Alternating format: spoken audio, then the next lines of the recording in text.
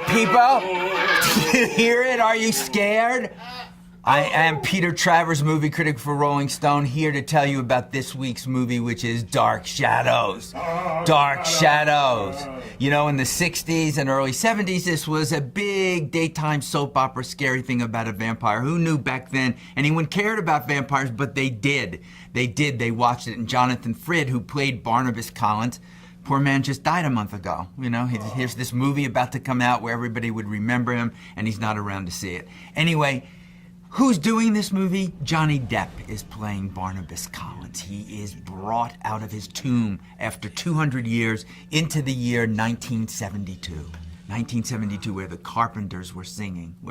Do I hear Carpenters in the background? I don't think so. Yeah, I heard that. It was a little strange Carpenter thing. In this year, he doesn't know. He's never seen a car. He thinks it's a demon. He thinks it's, what is 1972? And he's got a family. Michelle Pfeiffer is the matriarch. I always think it's great to see Michelle Pfeiffer in any movie. Jackie Earle Haley is working as the handyman. He's got a hatchet. There's all kinds of things. There's girlfriends, ex-girlfriends, they come back from the dead. The key thing you need to know about this, besides the fact that there's more marketing, you turn on a TV, all you're getting is trailers for this. It's more than the Avengers. People are thinking maybe it will make more money than the Avengers in its second week. What? No, I don't think so. I don't think so. What do you need to know about this? You need to know two things. One, that it's not just Johnny Depp in it, it's directed by Tim Burton.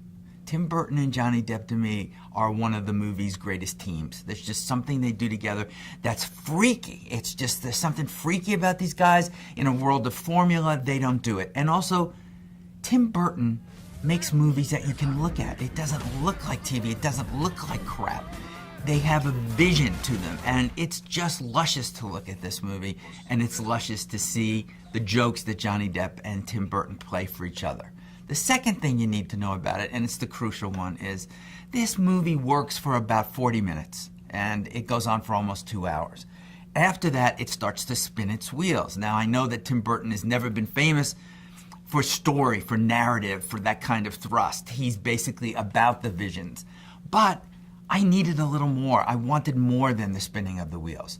Do I still think it's worthwhile for you to see? I do, because it's great to see Johnny Depp in a part he can sink his teeth into. Ha ha.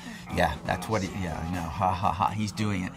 But I really think this team of Tim Burton and Johnny Depp is always worth your time. And I want to ask you a question this time. I want to hear from you. You were really good about telling me who your favorite Avenger was, and we're going to announce that answer very soon.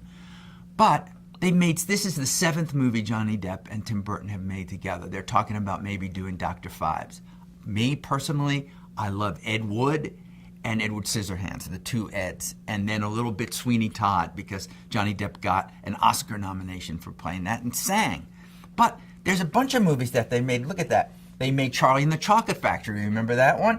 They did Corpse Bride, which was animated. They did Sleepy Hollow, which I would kind of put on the bottom of that list. But I want to know from you, what is the best collaboration between Johnny Depp and Tim Burton? I want to know it, and I want to know it now before I revert to the shadows.